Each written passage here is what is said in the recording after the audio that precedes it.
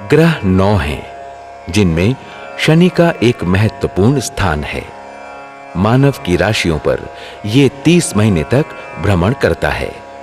इनके भ्रमण काल में अगर शुभ दृष्टि रहती है तो मानव का अति उत्थान होता है, और यदि इनकी अशुभ दृष्टि होती है तो मानव के जीवन में अनेक प्रकार की बाधाएं, दुर्घटनाएं, अहित, व्यापार में हानि, ग्रह कलह, संतान की मृत्यु अथवा अपनी भी मृत्यु हो जाती है।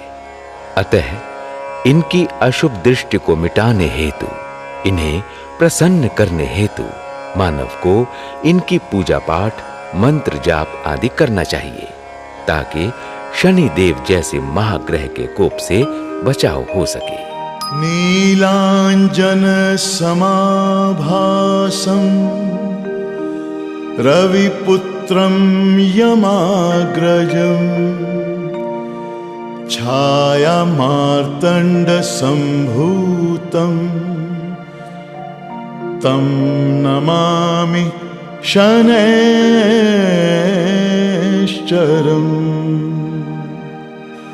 नीलांजन समाभासं रविपुत्रं यमाग्रजं छायामार्तण्ड संभूतं तं नमामि शनैश्चरम्।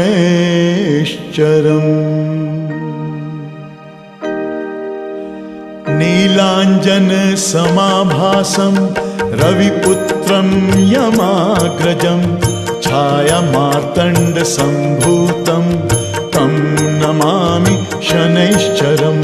नीलांजन समाभासं रविपुत्रं यमाग्रजं छायामार्तण्ड संभूतं तं नमामि शनैश्चरम्।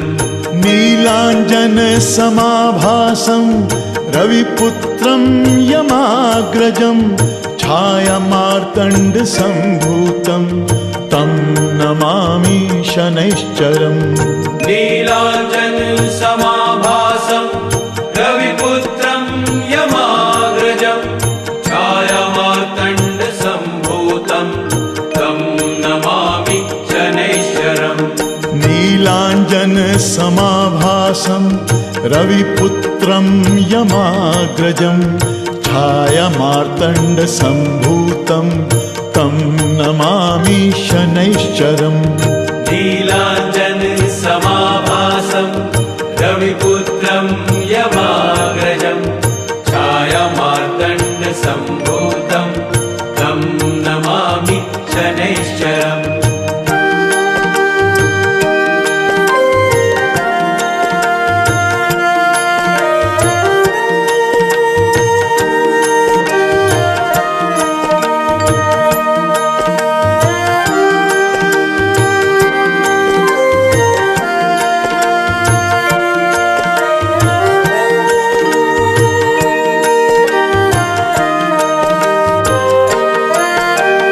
नीलांजन समाभासं रविपुत्रं यमाग्रजं छायामार्तण्ड संभूतं तं नमामि शनैश्चरम्।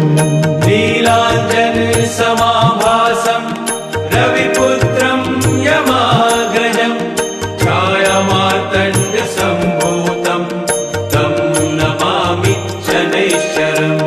नीलांजन समाभासं रविपुत्रं यमाग्रजं छायामार्तण्ड संभूतं तं नमामि शनैश्चरम्। नीलांजन समाभासं रविपुत्रं यमाग्रजं छायामार्तण्ड संभूतं तं नमामि शनैश्चरम्।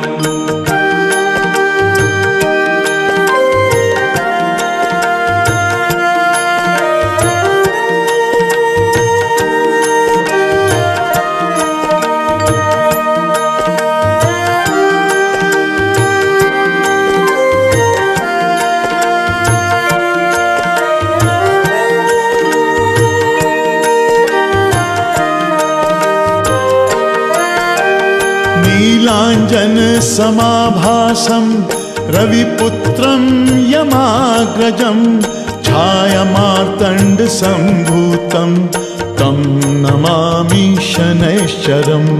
नीलाञ्जनसमाभासं रविपुत्रं यमाग्रजं छायामार्तण्डसम्भूतं तं नमामि शनैश्चरम्।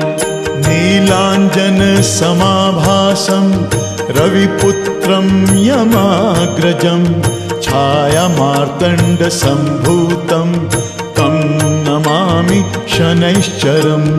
नीलाञ्जनसमाभासं रविपुत्रं यमाग्रजं छायामार्तण्डसम्भूतं तं नमामि शनैश्चरम्।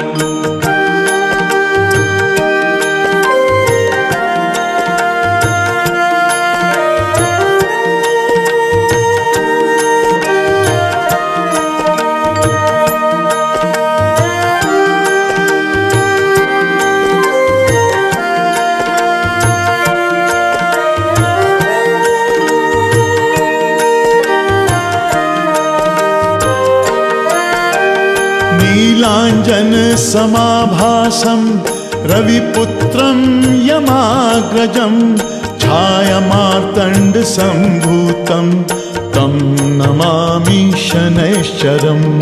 नीलाञ्जनसमाभासं रविपुत्रं यमाग्रजं छायामार्तण्डसम्भूतं तं नमामि शनैश्चरम्। नीलाञ्जनसमाभासं रविपुत्रं यमाग्रजं छायामार्तण्डसम्भूतं तं नमामि शनैश्चरम्। नीलाञ्जनसमाभासं रविपुत्रं यमाग्रजं छायामार्तण्डसम्भूतं तं नमामि शनैश्चरम्।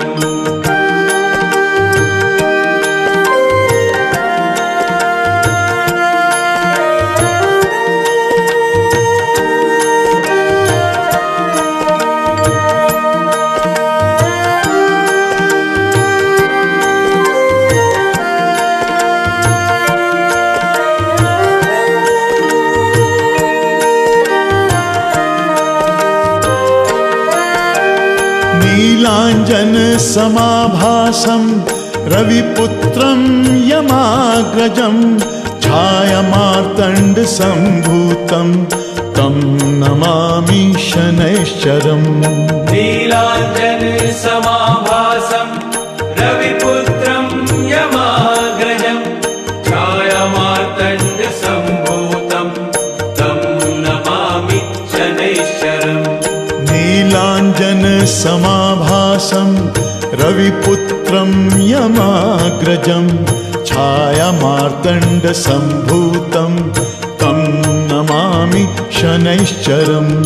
नीलाञ्जनसमाभासं रविपुत्रं यमाग्रजं छायामार्तण्डसम्भूतं तं नमामि शनैश्चरम्।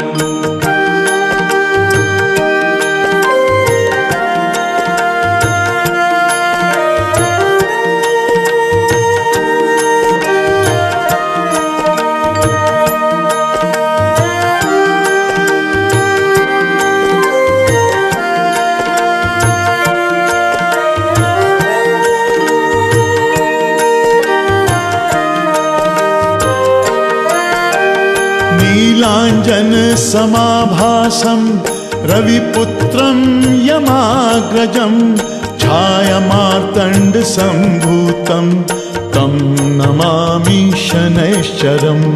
नीलाञ्जनसमाभासं रविपुत्रं यमाग्रजं छायामार्तण्डसम्भूतं तं नमामि शनैश्चरम्। नीलाञ्जनसमाभासं रविपुत्रं यमाग्रजं छायामार्तण्डसम्भूतं तं नमामि शनैश्चरम्। नीलाञ्जनसमाभासं रविपुत्रं यमाग्रजं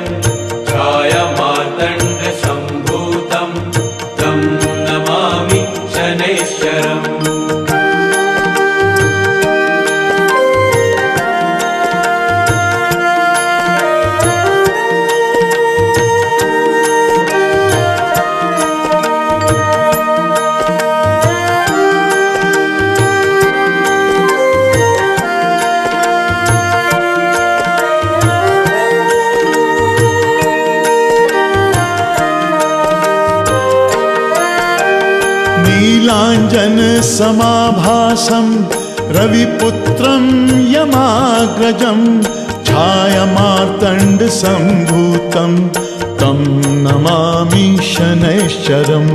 नीलाञ्जनसमाभासं रविपुत्रं यमाग्रजं छायामार्तण्डसम्भूतं तं नमामि शनैश्चरम्। नीलाञ्जनसमाभासं रविपुत्रं यमाग्रजं छायामार्तण्डसम्भूतं तं नमामि शनैश्चरम्। नीलाञ्जनसमाभासं रविपुत्रं यमाग्रजं छायामार्तण्डसम्भूतं तं नमामि शनैश्चरम्।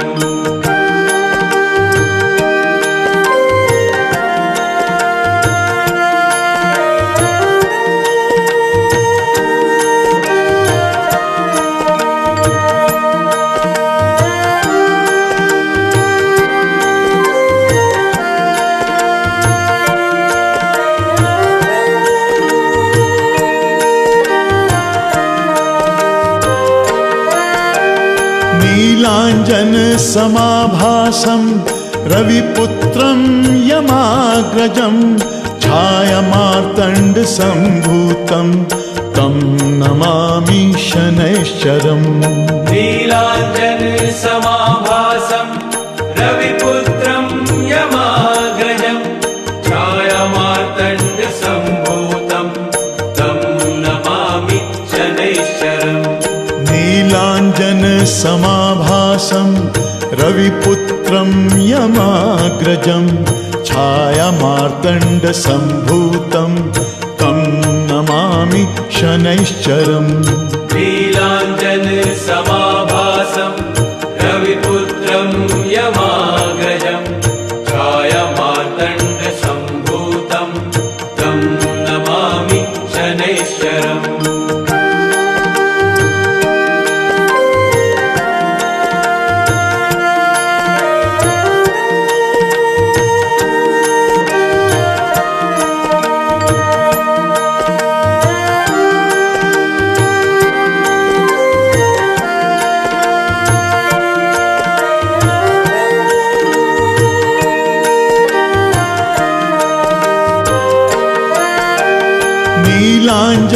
नीलाञ्जनसमाभासं रविपुत्रं यमाग्रजं छायामार्तण्डसम्भूतं तं नमामि शनैश्चरम्। नीलाञ्जनसमाभासं रविपुत्रं यमाग्रजं छायामार्तण्डसम्भूतं तं नमामि शनैश्चरम्। नीलाञ्जनसमाभासं रविपुत्रं यमाग्रजं छायामार्तण्डसम्भूतं तं नमामि शनैश्चरम्। नीलाञ्जनसमाभासं रविपुत्रं यमाग्रजं छायामार्तण्डसम्भूतं तं नमामि शनैश्चरम्।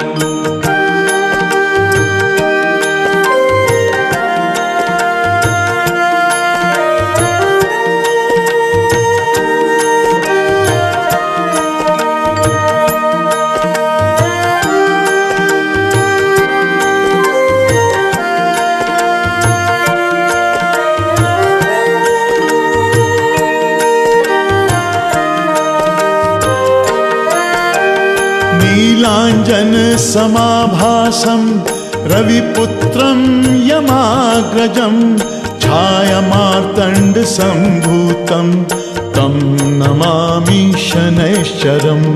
नीलाञ्जनसमाभासं रविपुत्रं यमाग्रजं छायामार्तण्डसम्भूतं तं नमामि शनैश्चरम्। नीलाञ्जनसमाभासं रविपुत्रं यमाग्रजं छायामार्तण्डसम्भूतं तं नमामि शनैश्चरम्। नीलाञ्जनसमाभासं रविपुत्रं यमाग्रजं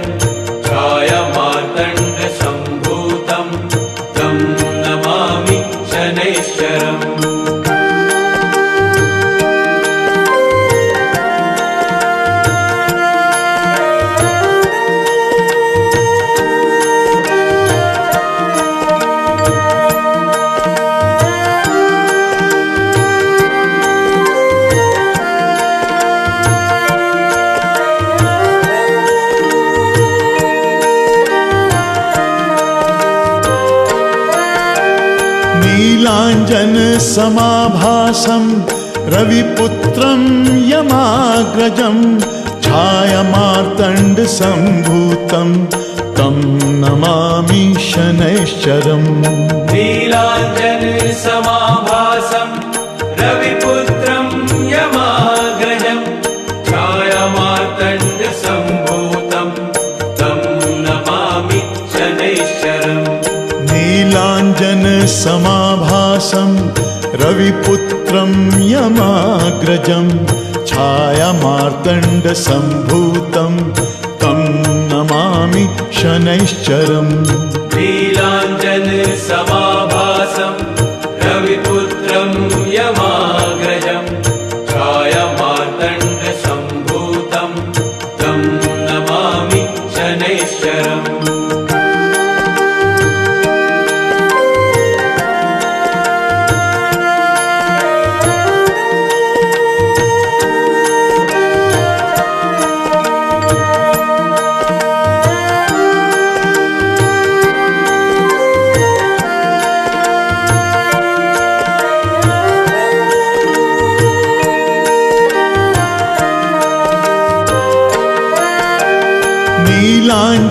नीलाञ्जनसमाभासं रविपुत्रं यमाग्रजं छायामार्तण्डसम्भूतं तं नमामि शनैश्चरम्। नीलाञ्जनसमाभासं रविपुत्रं यमाग्रजं छायामार्तण्डसम्भूतं तं नमामि शनैश्चरम्। नीलाञ्जनसमाभासं रविपुत्रं यमाग्रजं छायामार्तण्डसम्भूतं तं नमामि शनैश्चरम्। नीलाञ्जनसमाभासं रविपुत्रं यमाग्रजं छायामार्तण्डसम्भूतं तं नमामि शनैश्चरम्। नीलाञ्जनसमाभासं रविपुत्रं यमाग्रजं छायामार्तण्डसम्भूतं तं नमामि शनैश्चरम्। नीलाञ्जनसमाभासं